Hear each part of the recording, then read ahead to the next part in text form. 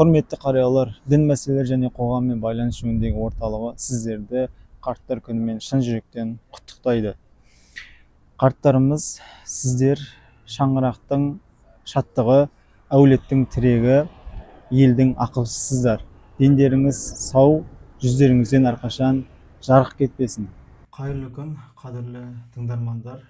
Бүгін біз ерекше мейрам қарттар күніне арналған сұхбатымызды бастаймыз. Қарттар біздің өткеніміздің куәгері, бүгініміздің ұйытқысы, болашағымызға бағыт берер асыл қазынамыз. Бізде бүгін қонақта Шалқар қалалық ардагерлер ұйымының төрағасы Амангелді Інжілісұлы. Ата, енді бір өзіңіз жайлы бір ақпарат берсеңіз, еңбек жолыңыз қандай қызметтен басталды? Менің еңбек жолым Арал өңірінде өтті.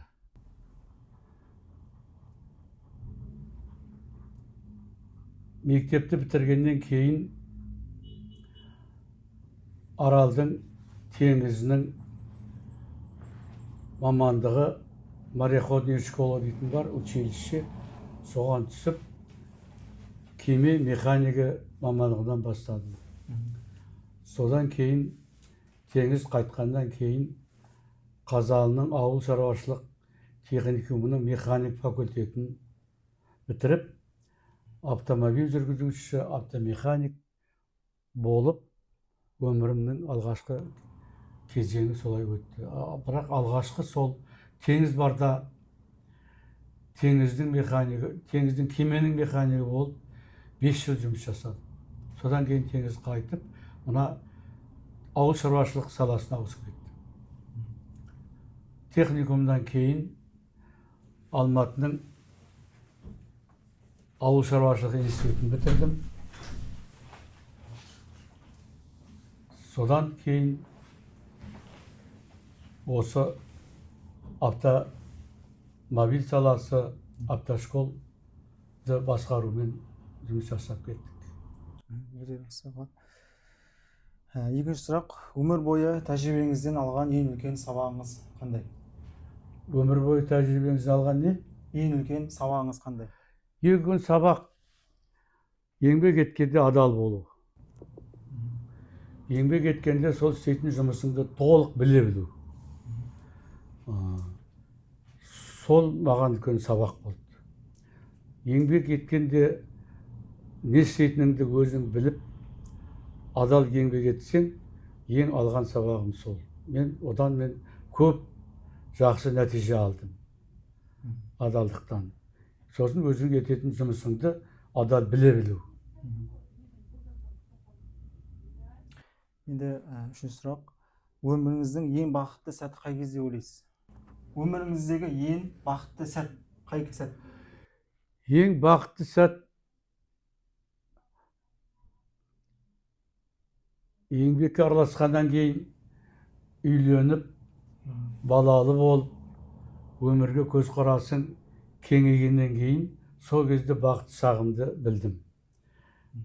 Адал еңбек етіп, жұмыс істеген кезде сол балалар тәрбиелеп, өсіріп, оларды жеткізіп, өмірдің жақсы тұстарына кірген кезде сол уақытты мен бақытты шағым деп есептеймін. Балалық шақ қиын болды. Қиын өтті. Ол кезде соғыстың кезінде тудық. Балалық шағымыз оңай болған жоқ. Кейінгі өмірімнің бақыты өте жақсы деп есептеймін. Енді соңғы сұрақ. Сіздің жастық кезбен қазіргі жастардың жастық шағын қалай бағалайсыз? Біздің жастық кезіміз оңай болған жоқ. Жоқшылық болды әуелі. Соғыстың кезі. Кейін соғыстың кезінен кейін өмір қалыптасып, оқуға түскенде жақсылық жағдайлар бола бастады. Енді жастар дедің ба, не дедің? Осы енді қазіргі жастардың қандай? Қазіргі жастардың еңбек етуіне жол ашық қой. Өте жақсы.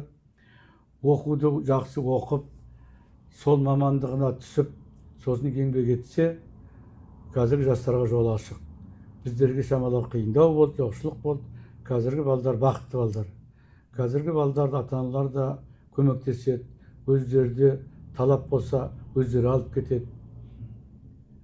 Қазіргі жастармен салыстырғанда, біздерге қарағанда қазіргі балдар өте бақытты, бұларға жол ашық деп есептеймін.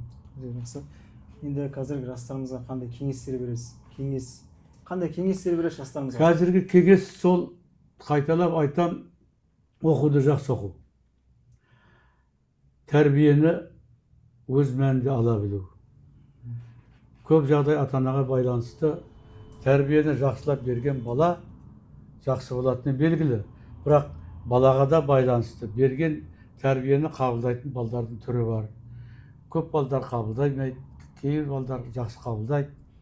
Қазіргі балдардың жұмыс істеуіне, оқуына барлық жағдай жасалған. Ол енді менің бір кеуілме келетін нәрсе, қазіргі балдар кітапты аз оқиды. Кітап оқымайды. Кітапты оқып, мектепті жақсы оқып, қоғамдық жұмыстарға қатыса білсе, қазіргі заманда бәрі жақсы есептейді. Жақсы ата, сұхбатыңызға рахмет. Өте пайдалы жауаптар алдық. Сіздің өміріңіз біздерге үлгі, сіздің жолыңызды берсін. Енді осы сәтті пайдалана отырып, біздер сізге мекемеміздің атынан шапан береміз.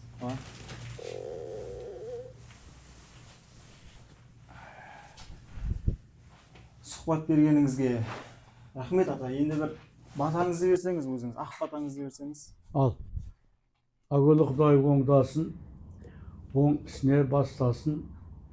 Қайда жүріп тұрсаңдар да қыдыр болсын жолдастарың. Аман болсын отбастарың, талаптарыңды оңғарсын. Бақытты болып балаларың, еш жамандық болмасын. Қазыналы жеріміз болсын, күшті дамыған еліміз болсын. Қолымызда Құранымыз болып, имандылық ұранымыз болсын. Ендеріңіздің саулығын тілеймін. Алла аманшылық берсін. Қабыл болсын. Аумин.